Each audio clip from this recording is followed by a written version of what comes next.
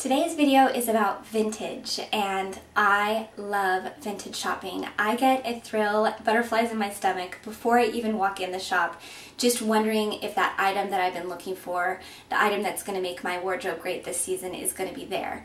And I think there's a few things that you can look at when you're going to start doing vintage shopping. The first is really be consistent. If there's a thrift, consignment, or vintage store in your area, check it regularly. They get deliveries in every day, and you could go in on a Tuesday and there's nothing, and then go back on Wednesday and they will have gotten an entire shipment from somebody's closet. So stay regular and consistent, and find the ones that you love, that you like the aesthetic, and keep going to those. When you're traveling, I would stick away from the big cities, because if you vintage shop in the bigger cities, you're going to pay the price for that. You're going to pay more for the items, and you're going to have more competition for sure. I would go out to the suburbs where there's not as many people looking for the same items as you, and a lot of times you can really find the great designer pieces for good prices.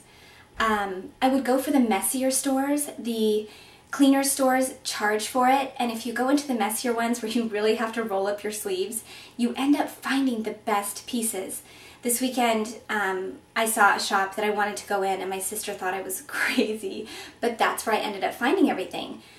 So definitely don't be afraid to roll up your sleeves and go into those kind of crazy, messy stores and look around.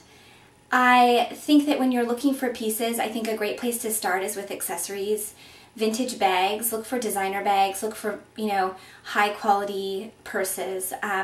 Belts can be really fun. I mean, belts can change everything in your wardrobe, and sometimes a worn-in belt is better than a new belt. You can find colors in different belt buckles. Jewelry is so fun vintage. A great way to change up your wardrobe and have something that nobody else is going to have. And shoes and boots. Some people don't like vintage shoes and boots. I'm a fan, and I think the key is to look for the fit, make sure it fits you well, make sure it's in good shape, and that you're going to wear it. I personally get most of my boots vintage and love it. And as far as clothing goes, be open to trying things on. Wear something that's really comfortable that you can try things on in. And make sure that it fits great, that you think it's high quality, and that it will integrate into your closet at home. And stay very edited. I think the worst thing is to leave a vintage store with a huge bag. I think the key is to get one or two pieces that you're super excited about and put the rest back, and leave feeling really edited and clean. And speaking of cleaning, I think the other key is before you even put it in your closet, get the item cleaned or clean it yourself and get it tailored to fit you perfectly. I hope that's helpful, and I hope you enjoy vintage shopping as much as I do.